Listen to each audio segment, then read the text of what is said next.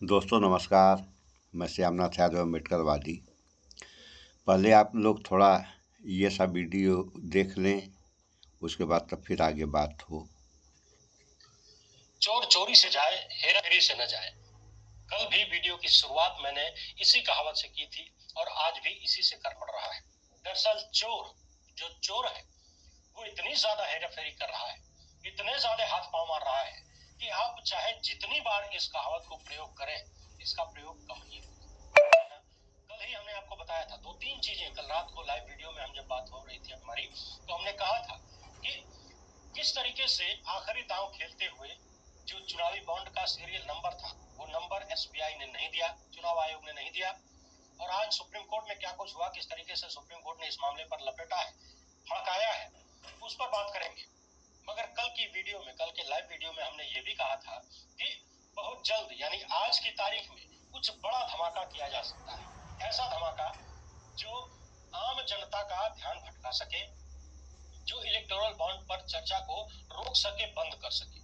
कल से जब से ये डाटा सामने आया चुनाव आयोग की तरफ से, तब से ही इस पर कोई चर्चा गोदी मीडिया पर आपको देखने के लिए नहीं मिली होगी। अगर चर्चा मिली भी, थोड़ी बहुत खबर मिली भी, तो वहां यही कहा गया कि भले डाटा आ गया है, मैच नहीं हो पाया, इसने किसको दिया ये तो पता नहीं है, इसने दिया ये पता है, किसको कितना मिला ये पता है, लेकिन ये पता नहीं कि किसका दिया हुआ किसको मिला। यही आधार लगातार पिछले कई दिनों से, जब से सुप्रीम कोर्ट ने इलेक्टोरल बॉन्ड का डाटा देने का आदेश दिया था, तब से गोदी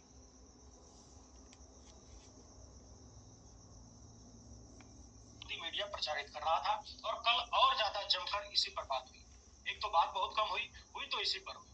लेकिन फिलहाल देखने वाली बात यह है कि और ज्यादा बड़े स्तर पर इलेक्टोरल बॉन्ड के खुलासे पर पर्दा डालने का काम सत्ता ने संभवतः कर दिया है, और वो हुआ है चुनाव आयोग की तरफ से। अभी अगले 1-2 घंटे में 3 बजे का समय दिया गया है, 3 बजे किया जा सकता है। क्या है वो मामला, उस पर भी बात करेंगे। कल से इलेक्टोरल बॉन्ड को लेकर एक जो पाकिस्तान वाले लिंक था, वो मामला भी वो गलत है, क्योंकि एक ही नाम की दो कंपनियां, एक पाकिस्तान में रजिस्टर्ड है, दूसरी दिल्ली में है। तो इलेक्टोरल बॉन्ड में जो चंदा दिया है हब पावर नाम से एक कंपनी है उसने, तो वो कंपनी भारत दिल्ली स्थित है, वो पाकिस्तान स्थित कंपनी नहीं है।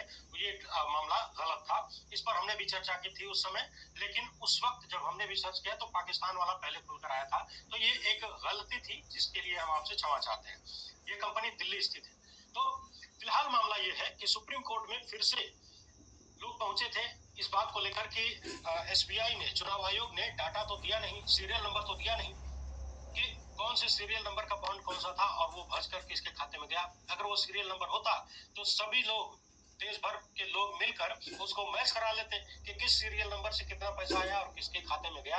कांग्रेस को मिला कि भारतीय जनता पार्टी को मिला, पता चल जाता बड़ी आसानी से। और यही एक आधार छुपाने की कोशिश लगातार, मैंने कहा था अंधभक्तों को बरगलाने की कोशिश, तो वो कोशिश कहीं ना कहीं की गई। और अब सुप्रीम कोर्ट ने साफ साफ फटकारते हुए कहा है और एसबीआई को नोटिस जारी कर दिया। आप मेरे पीछे देख सकते हैं, ये लाइव ब्लॉग की खबर है। सुप्रीम कोर्ट ने सीधे सीधे नोटिस जारी करते हुए कह दिया है कि जो इलेक्टोरल बॉन्ड का नंबर है, उस नंबर को आपको जनता के सामने रखना पड़ेगा, उसका खुलासा करना पड़ेगा। Chief justice D Y Chandrachud, justice Sanjiv Khanna, justice B R Gavai, justice JB Pardiwala और जस्टिस मनोज मिश्रा की पीठ इस मामले पर सुनवाई कर रही थी। इस पर फैसला आने ही वाला था। सुप्रीम कोर्ट के वरिष्ठ अधिवक्ता है प्रशांत भूषण, इनका कहना है कि फैसला आने ही वाला था, लेकिन तभी जो सरकारी पक्ष के वकील थे उन्होंने रोक दिया और कहा कि एसबीआई के वकील तो यहाँ है ही नहीं, इसलिए फैसला मत दीजिए। तो अगली सुनवाई इस मामले पर 18 मार्च को होगी। लेकिन फिलहाल इतना तो तय है कि ये जो नंबर है, सीरियल नंबर, वो देना पड़ेगा, और जब सीरियल नंबर आएगा तो कच्चा चिट्ठा खुल जाएगा। लेकिन जरा सोचिए किस स्तर पर जाकर चीजों को छुपाने की, दबाने की कोशिश हो रही है। अभी प्रशांत भूषण क्या कह रहे हैं, जरा सुनिए, इनको सुन लीजिए। इसके बाद कुछ विशेष बातें आपको बतानी है जो चद्दर सत्ता ने नया निकाल कर लाया है, उस पर बात करेंगे।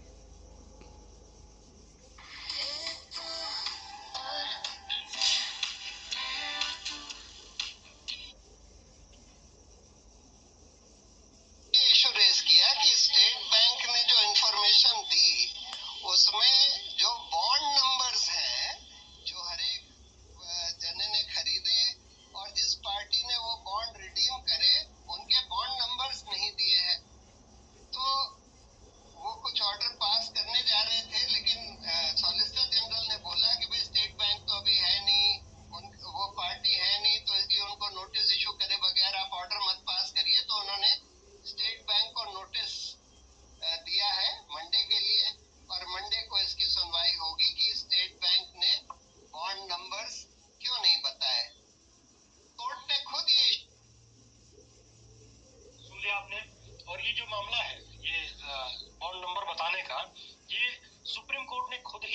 मामले संज्ञान में लिया है। यानी supreme court chief justice D Y Chandrachud लगातार पूरे मामले पर नजर बनाए हुए हैं।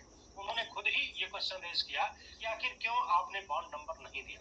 आप सोचिए, वही खाते में आप नंबर मिटा कर देते हैं, क्या ये किसी साजिश का हिस्सा नहीं लगता? ऐसा तो नहीं है कि बिना नंबर के ये सारा आंकड़ा रहा होगा? क्या एक नई फाइल तैयार की गई सिर्फ और सिर्फ देश को बरगलाने के लिए, बेवकूफ बनाने के लिए? किसको बचाया जा रहा है? देश का सबसे बड़ा बैंक आखिर किसको बचा रहा है? किसकी दलाली कर रहा है? किसकी पोल खोलने से बचाने की कोशिश हो रही है? कौन है वो? आप सब जानते हैं, नाम लेने की आवश्यकता नहीं है। आप सब जानते हैं, अभी जो लिस्ट आई है उसमें जो 5 सबसे बड़े दानदाता हैं इलेक्टोरल बॉन्ड के माध्यम से, उनमें से 3 पर जांच एजेंसियों की छापेमारी और जांच चल रही थी। सोचिए, जो 5 सबसे बड़े हैं उनमें से 3 पर छापेमारियां चल रही थी। जिस पार्टी की सरकार उनके ऊपर दबिश डाल रही है, छापेमारी करवा रही है, उसी पार्टी को ये लोग किस बात का चंदा दे रहे थे? मुंह दिखाई दे रहे थे क्या? क्यों पैसा दे रहे थे? क्या ये धन उगाही का मामला हो सकता है? जरा सोच कर देखिए। एक और आंकड़ा है, जो टॉप की 30 है, जो ऊपर मतलब जिन्होंने सबसे ज्यादा पैसा दिया है, 30 कंपनियां हैं और इंडिविजुअल्स भी हैं। इनमें से 14 पर ईडी और आईटी का छापा चल रहा था, पड़ चुका था। 30 में से 14 पर, और जो टॉप 5 है उसमें से 3 पर। टॉप 5 में यानी लोग ये आशंका जता रहे हैं कि ऐसा लग रहा है कि 5 में से जो 3 है वो डर के मारे पैसा दिए हुए हैं, डर के मारे। और कल ही हमने बताया था, जो सबसे बड़ा डोनर है उसका बेटा साल 2015 में ही भाजपा ज्वाइन कर लिया था। वो जो सट्टा खिलवाता है, सट्टा बाजार वाला जो सट्टा खिलवाता है, उसका बेटा बीजेपी में शामिल होता है और वो इलेक्टोरल बॉन्ड के माध्यम से पैसा देने वाला। तो समाचार आप लोगों ने देखा और सुना, और जिनको देखना हो उस चैनल पर जाके आगे देख सकते हैं। ये लोकहित इंडिया का समाचार था अंबुज कुमार के द्वारा। तो इसमें एक कंपनी चंदा देने वालों में है जो सट्टा खिलवाती है, और उसने लगभग 14 अरब रुपया, यानी 13 अरब से ज़्यादा, 14 अरब से कम तो लगभग 14 अरब रुपया दिया। और तमाम कंपनियों ने पैसा दिया है। अभी इसका खुलासा जो है 15 तारीख तक हो जाना चाहिए, क्योंकि स्टेट बैंक ऑफ इंडिया ने डाटा तो दिया लेकिन डाटा का नंबर नहीं दिया। जो लोग पैसा दिए हैं उनका नंबर नहीं दिया।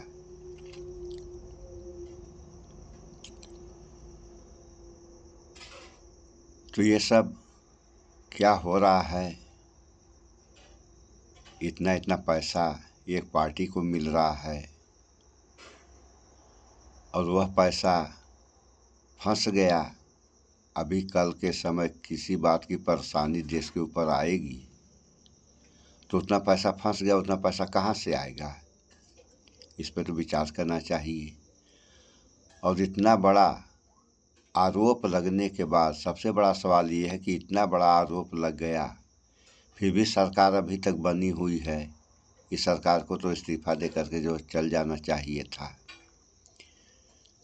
इस पे कोई बातें नहीं कर रहा है कि ये अब तक टिके कैसे हैं सरकार में। इन्होंने कहा था एक दिन, ना खाऊंगा ना खाने दूंगा, तो अपने तो खा रहे हैं, जनता भूखों मर रही है। जनता को नहीं खाने दिए, न खाने दे रहे हैं। अपनी क्या चिंता है? अपने तो 8,000 करोड़ के हिसाब से 2 जहाज दिए हैं, जिसकी दोनों की कीमत 16,000 करोड़ बनती है। 11-12 हज़ार करोड़ की जो 4 चक्का की गाड़ी से चल रहे हैं, जनता धूल फांक रही है। तो इस पर कौन विचार करेगा? आप लोग विचार करें कि आखिर ये सब देश में हो क्या रहा है। हमें तो शक लग रहा है कि कहीं यह देश फंस तो नहीं गया है। अगर फंसा होगा तो ये भी कुछ दिनों में बात सामने आ जाएगी। वैसे उम्मीद तो हमें पूरा 100% है कि देश फंस गया है कुछ गद्दारों के चक्कर में।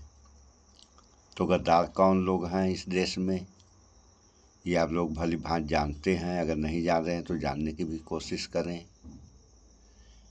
देश 140 करोड़ जनता का है,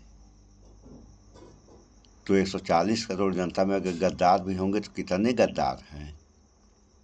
बाकी जनता का क्या होगा, देश का क्या होगा अगर देश फंस गया तो इस पे विचार करें आप लोग। शेष आप लोग खुद ही समझदार हैं। अभी ये मामला है, अभी समाचार में आगे ये भी जो है बता रहे थे लोग, ये जो पूना वाला है जो वैक्सीन बनाया था कंपनी, वो भी 50 लाख रुपया दिया इस कारण बस कि मेरी वैक्सीन लगे देश में, बाहर की यानी विदेशों की वैक्सीन न आ पाए। और एक सवाल ये भी खड़ा हो गया है उस वैक्सीन पे कि तमाम मौतें हो रही हैं। आदमी ठीक ठाक जो भी कर रहा है काम धंधा, यानी ड्राइवर बस चला रहा है मर गया, आदमी नाच रहा है मर गया। तो उस पर भी सवाल उठ गया है कि कहीं वैक्सीन का तो बुरा प्रभाव नहीं पड़ गया समाज के ऊपर। अगर ऐसा होगा तो बहुत बड़ी तबाही मच जाएगी। इसे बचने का उपाय खोजना पड़ेगा। और ये लोग उपाय क्या खोजेंगे, वैज्ञानिक भी जब एक वैक्सीन नहीं बना पाए कोरोना की, तो जो वैक्सीन नुकसान कर गई उसका काट कैसे खोजेंगे ये तो समय बताएगा। और प्रधानमंत्री मोदी जी कितने बड़े वैज्ञानिक हैं ये तो जनता को सोचना चाहिए कि इतनी बड़ी वह बीमारी नहीं थी, महामारी थी कोरोना। कोरोना को ये ताली थाली पिटवा करके जो है कोरोना का इलाज कर रहे थे गौमूत्र गोबर के द्वारा। अब इसको क्या कहा जाए, अब इस देश की जनता कितनी चालाक है या कितनी बेवकूफ़ है इसके बारे में आप लोग सोचें। और पूरे देश की जनता ने जो ताली थाली पीटा। वैक्सीन भी बहुत कम लोग ऐसे होंगे जिन लोगों ने वैक्सीन न लगवाया हो। और समाचार में हमने ये भी सुना था कि सरकार ने सुप्रीम कोर्ट में हलफनामा दिया कि हमने जो है किसी को ज़बरदस्ती वैक्सीन नहीं लगवाया।